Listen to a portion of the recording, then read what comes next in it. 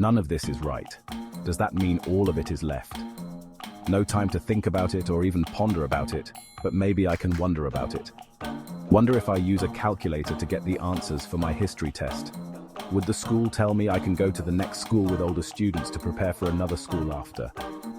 I asked my history teacher if we would learn the history of the future at some point, or was he just wasting my time? He kicked me out the classroom at the same time that I decided to leave. I walked down the hallway of the building my school was in and had an idea. Maybe I should stop paying attention until I can get a job and start to actually pay attention. Because right now I can't afford to pay anything. I can't even afford a phone. To reach me, people have to attach a note to a bird who delivers the note to a man on a bike who delivers it to a woman who jogs to a dog who eats the note and barks outside my grandfather's house until my grandfather gets angry enough to yell in my bedroom that he's had enough of my shenanigans.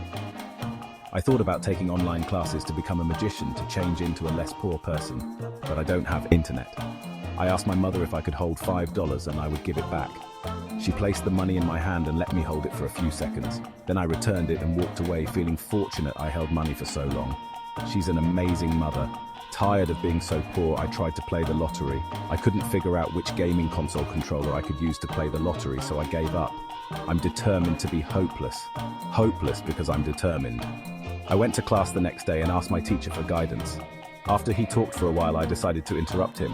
I said, "I'm not sure why you are talking so much. I need guidance, as in a map or some actual directions on where I can get money. I'm even desperate enough to follow a tour guide to the money.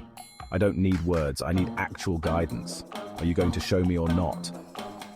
He showed me to the door and kicked me out at the same time. I decided to leave again.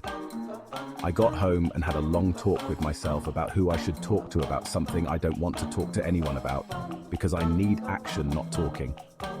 As I looked in the mirror, I realized the answer to my problem was to give up on making money and let money make me. Instead of chasing money, I needed money to chase me.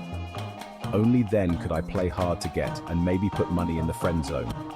Maybe if money caught me with someone else, money would get jealous and realize how much money wants to be in my life. No, this is pointless and also foolish and maybe silly.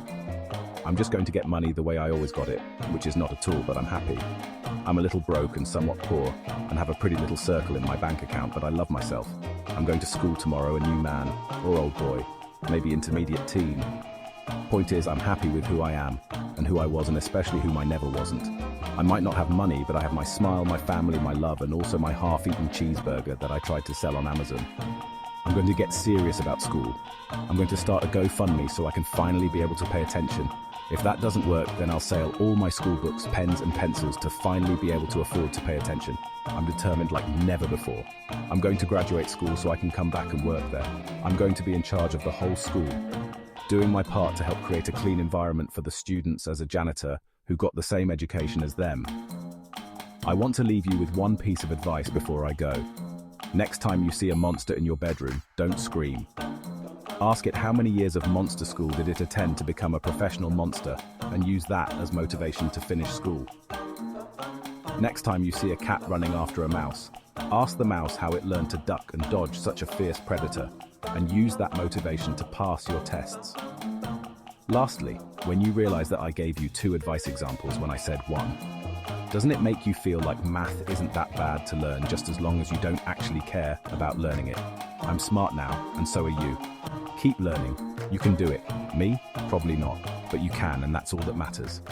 And